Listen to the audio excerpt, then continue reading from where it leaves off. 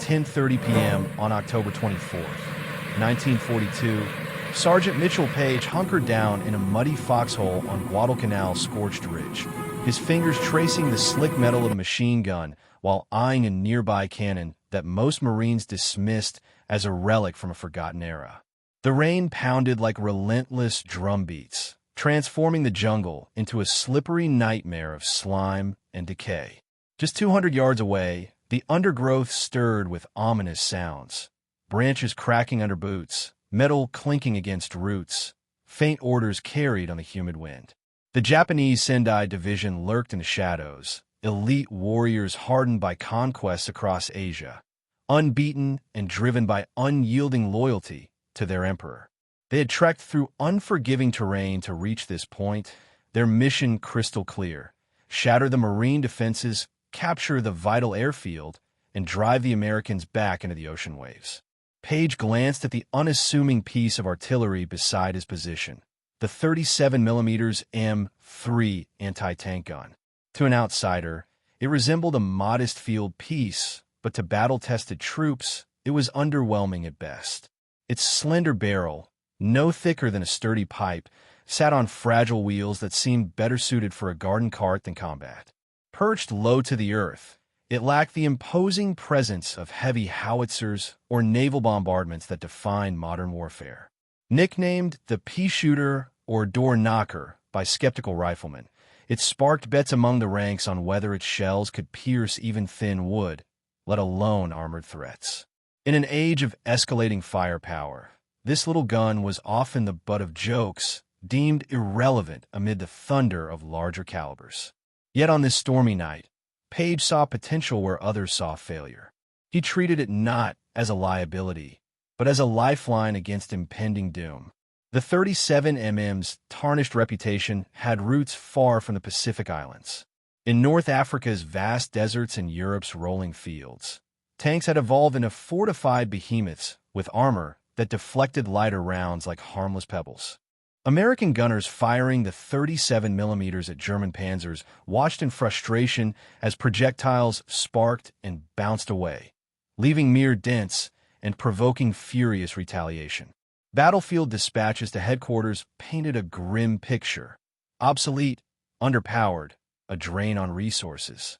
Commanders phased it out in favor of heftier alternatives capable of true penetration. The Marines, however, operated on necessity, not luxury. When the 1st Marine Division embarked for the Solomons invasion, they scavenged every available asset, including these cast-off 37mm guns.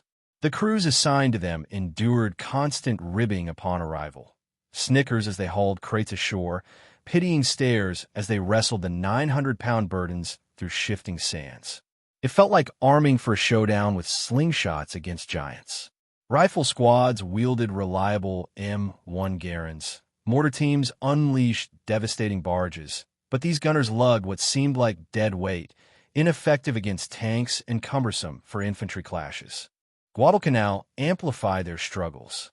The island was a living adversary, oppressive heat that clung like a shroud, mud that ensnared every step, turning mobility into agony.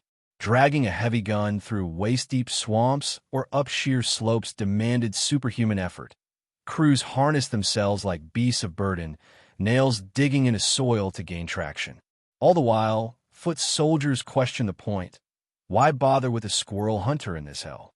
Why not ditch it for extra ammo or supplies that mattered? The mockery held logic in the island's claustrophobic environment. Dense foliage limited sight lines to mere feet. Vines choked paths, demanding close-quarters grit with knives and grenades. No room for towed artillery, no clear shots, and crucially, no Japanese tanks in play. They bogged down across rivers, mired in the same quagmire. Experts deemed the 37mm misplaced, a classic mismatch of tool and task. But those experts overlooked the raw calculus of survival. Paige and his fellow Marines weren't bound by textbooks or penetration charts. They faced the brutal reality of Japanese tactics. The enemy didn't favor distant duels. They unleashed Banzai charges, waves of fanatical troops surging forward with bayonets fixed, willing to trade lives for ground. Numbers overwhelmed precision. Against such human torrents, rifles fired too slowly. Machine guns risked overheating or jams at critical moments. What was needed was overwhelming force, something to halt masses in an instant. The gun crews reimagined their maligned weapon. Buried in ammo crates, amid standard armor-piercing rounds useless here, lay an overlooked gem, the M2 canister shell. Intended for clearing obstacles like wire or brush, it transformed the gun dramatically. Unlike pointed projectiles, these blunt cylinders packed 122 steel spheres, each half an inch across, encased in fragile metal. Fired, the shell burst open at the muzzle, unleashing a spreading storm of metal akin to a colossal shotgun blast. At close range, it created a deadly fan. No explosives required, just pure momentum carving paths through anything in its arc. To maximize this, crews defied manuals by removing the gun's protective steel shield. Weighing hundreds of pounds, it offered cover but restricted swivel speed and vision, like peering through a narrow slit. Stripping it exposed them fully to enemy fire, snipers, shrapnel, all unblocked, but lightened the setup for rapid aiming. A single operator could pivot the barrel swiftly, turning static artillery into a responsive defender. They stacked canister rounds nearby, oiled mechanisms despite the downpour, and braced for the onslaught. The rain intensified as night deepened. Marines along the line were battered. Weeks of combat had left them feverish with malaria, weakened by illness, subsisting on scavenged rice and meager rations. Uniforms disintegrated, morale strained against odds stacked tenfold. Opposite them, the Sendai Division arrived reinforced, with mortars and rested fighters. They probed American weaknesses, targeting the thin perimeter guarding Henderson Field. Japanese General Masao Murayama marked this as the decisive strike, confident his masses would absorb losses and prevail. Paige chambered his machine gun, senses heightened. The jungle hushed, insects silent, wildlife absent, a predator's prelude. Initial skirmishes erupted, shadowy figures testing defenses, drawing fire to map positions. Tracers lit the gloom, rifles barked, a Japanese machine gun chattered from cover. A squad charged a gap between nests, exploiting blind spots, closing fast. The nearest 37mm crew swung into action. No scopes or finesse, just instinctual alignment. A canister loaded with a resonant click, then the thunderous discharge. Flame erupted, illuminating sheets of rain. The spheres fanned out, obliterating the advance in a haze of disrupted foliage and halted momentum. Would have been a coordinated rush dissolved into chaos, the air thick with the echo of impact. Nearby Marines, former skeptics, witnessed the erasure. No piecemeal takedowns like machine guns. This was wholesale clearance. Laughter at the toys ceased. Respect dawned in widened eyes. But the Japanese adapted swiftly, pinpointing the new threat. Probes escalated to fury. A haunting horn pierced the storm, followed by chants of Banzai, swelling to a tremor. Thousands emerged, officers brandishing swords, banners defiant in the deluge. They absorbed machine gun volleys, stepping over fallen comrades, inexorably advancing. The 37mm guns barked in rhythm, each blast scything lanes through the horde, momentum buckling where the cones struck. Yet the waves persisted, focusing fire on the exposed crews. Bullets ricocheted off wheels, a loader fell wounded. Replacements scrambled in, amid mounting casings. Heat built in barrels, paint blistering, mechanism straining. Ammo dwindled, but the guns held, buying precious time as the night wore on toward a breaking point. The battle had devolved into something primal by 2 a.m., no longer lines on a map, but a desperate struggle in pouring rain and flickering muzzle flashes. The ridge smelled of wet earth, gunpowder, and blood. The 37mm guns, once mocked as useless relics, now roared like cornered animals, their barrels glowing dull red from relentless firing. Crews pushed far beyond safe limits. The manual's 25 rounds per minute became 35 or more. Recoil mechanisms slammed violently, wheels digging deeper trenches in the mud with every shot. Water hissed off superheated steel, creating clouds of steam that mixed with cordite smoke and turned the air thick and acrid. The gunners no longer aimed at individual figures. The enemy was the darkness itself, a living mass pouring from the jungle in groups of 10, 20, 50. Grenades arced through the night, landing close enough to shower the crews with dirt and fragments. One loader took shrapnel to the leg and kept working, dragging himself back to the breach. Another man's hands blistered from touching scalding metal, but he refused to stop. They poured the last of their canteen water over the barrels in futile attempts to cool them, watching it flash to vapor instantly. At 50 yards, the canister rounds did more than kill. They dismantled. Steel spheres tore through vines, shredded tree trunks, and carved wide swaths that left the jungle looking bulldozed. Wherever a gun swung, the charge faltered, bodies hurled backward, or simply erased from existence. But the ammunition crates grew lighter with terrifying speed. Empty brass casings piled so high that men slipped on them like loose coins. The crews scraped the bottoms of boxes, wiping mud off final rounds before slamming them home. Then came the breakthrough. A Japanese suicide team crawled through a drainage ditch on the left flank, evading the main cones of fire. They erupted 20 yards from the number 2 gun. 3 grenades detonated in the mud pit. The explosion silenced the piece instantly. The crew vanished in the blast. One wheel shattered, the barrel twisted skyward like a broken finger. Half the defensive firepower disappeared in seconds. The Japanese sensed the shift immediately. Their chanting swelled louder, drowning out the airfield's distant engines. They surged toward the gap, bayonets gleaming in flare light, determined to roll up the Marine line from the side. Panic could have claimed the position right then. Many battles are lost in exactly such moments. Sergeant Mitchell Paige refused to let it happen. He watched the gun go silent and felt something unbreakable rise inside him. He grabbed his M1919 machine gun, slung extra belts over his shoulders, and charged straight into the breach. Bullets snapped past him as he sprinted through mud and over fallen men. Reaching the cratered position, he saw the ruined gun but recognized its value. The spot commanded the flank. If the enemy took it, the entire ridge would collapse. Paige set up alone. No loader, no cover, just him and 30 pounds of steel. He opened fire, swinging the barrel in wide arcs, tracers stitching across the advancing wave. At 10 yards, the Japanese were close enough to see their faces. Eyes wild, mouths open in continuous screams.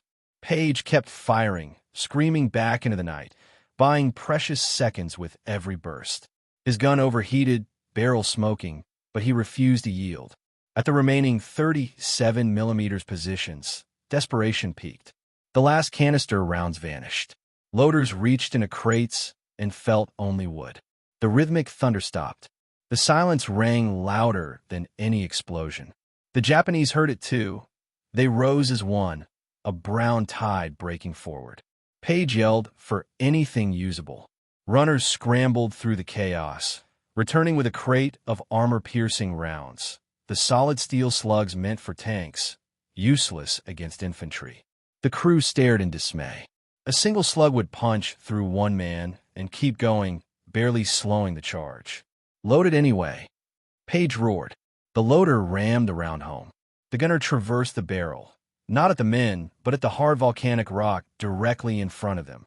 He stomped the pedal. The slug struck stone at 2,000 feet per second. The impact shattered the ground into a fountain of jagged fragments. Rock splinters exploded upward like shrapnel from a buried mine. The front ranks of the Japanese charge crumpled, clutching shredded legs and faces brought down by the island itself. The crew seized the tactic. Ricochet fire. They aimed low, banking solid slugs off the rocky soil to create localized blasts of stone and dirt. It wasn't elegant, but it worked, keeping heads down, disrupting momentum, buying time. Each shot threw up clouds of debris that blinded and wounded, turning the earth into an ally. Dawn crept closer. The eastern sky bruised purple, then pink. Japanese General Maruyama knew his window was closing. Daylight would bring American aircraft screaming off Henderson Field, strafing exposed troops. He committed his final reserves, the Imperial Guard, fresh and fanatical. They advanced in tight formation, stepping over their dead, ignoring machine gun fire, marching relentlessly toward the last functioning 37 millimeters. The crew fired their final armor-piercing round. The breech clanged open, empty, truly empty. The Japanese closed to 20 feet. The gunner rose, grabbing the heavy ramrod used to clean the barrel. The loader snatched a shovel. They stood shoulder to shoulder in front of their battered toy cannon, ready to fight hand-to-hand rather than let fall. Then salvation arrived from behind. A chainsaw-like roar erupted as a reserve Marine company fought its way up the ridge. Fresh troops crashed into the line, filling gaps, hurling grenades, bayonets flashing in the growing light. The melee became total chaos. Rifle butts swinging, swords clashing, men grappling in the mud. Paige led from the front, his machine gun now jammed, using its hot barrel like a club. The 37 millimeters crews joined the fray, swinging wrenches, helmets, anything at hand. For 6 brutal hours, the Japanese momentum had seemed unstoppable. Now it shattered against this sudden wall of reinforcements. The charge wavered. Men hesitated. Then, for the first time that night, they stepped backward. The sun broke over the horizon. Gray light pierced the smoke and revealed the full horror the darkness had hidden. The jungle in front of the gun positions had vanished. For 200 yards, trees stood stripped of bark, branches reduced to splinters. Tall kanai grass lay flattened to the mud. The ground resembled the aftermath of a natural disaster. But the true measure lay in the bodies. Over 2,000 Japanese soldiers sprawled across the slope, piled 3 and 4 deep near the muzzles. Nearest corpses lay mere feet from the gun wheels, close enough to have touched the paint, yet stopped cold by waves of steel spheres. General Van de Grift and senior officers arrived later that morning. These are the same men who once debated abandoning the guns on the beach, who trusted reports declaring them obsolete. They walked past exhausted crews too weary to stand, past mountains of empty brass, casings glinting in the sun, past towering stacks of spent canister crates. They looked at the number 1 gun, barrel scorched white-gray, paint burned away, recoil springs fused, tires shredded. It looked like wreckage pulled from a bonfire. Then they looked at the field beyond, the carpet of fallen enemy stretching into the trees. No one laughed at the peashooter anymore. The 37 millimeters hadn't failed the Marines. Outdated doctrine had failed the gun. In the right hands, with imagination and desperation, it became the deadliest tool on the island. A giant jungle broom sweeping away human waves where precision weapons could not. In the days that followed, canister-loaded 37 millimeters guns became the most requested assets in the division. Infantry commanders clamored for them on every flank. Supply dumps were stripped bare. Every crate of M2 ammunition in the theater rushed forward. The once mocked crews became heroes. Infantrymen volunteered to haul their ammo, dig their holes, share rations. What began as embarrassment ended in reverence. Sergeant Mitchell Paige received the Medal of Honor for his stand, cited for extraordinary valor and refusal to yield. Yet he always insisted the credit belonged to the team. Machine gunners anchoring the flanks, riflemen sealing gaps, and the 37 millimeters crews who turned obsolete steel into a wall of death. The war moved on. By 1944, new islands demanded new tools. Sherman tanks with 75 millimeters guns, bazookas in every squad, flamethrowers for bunkers. The little 37 millimeters faded quietly, towed to rear areas, stripped for parts, or left to rust. Its moment had passed, but on that single rainy night, it had decided the fate of Guadalcanal. Paige lived long after, passing in 2003. He spoke often of the ridge, the rain, the smell of burning grease. He remembered the kids from farms and cities who stood behind a ridiculed cannon and held back an empire. This is why we tell these stories. We celebrate carriers and bombers, but the quiet heroes, the underdog weapons, and the men who refuse to abandon them often decide the outcome. The 37mm proved no tool is truly useless when courage and ingenuity meet necessity. If this tale of forgotten ingenuity moved you, if you believe these Marines deserve to be remembered, show it. Like the video to help spread their story. Subscribe so you never miss another deep dive into the overlooked moments that shaped victory. And drop a comment. What other obsolete weapon surprised everyone and turned the tide? We read them all. Thank you for watching. Thank you for keeping their memory alive. They held the line so we could stand here today. The least we can do is never forget.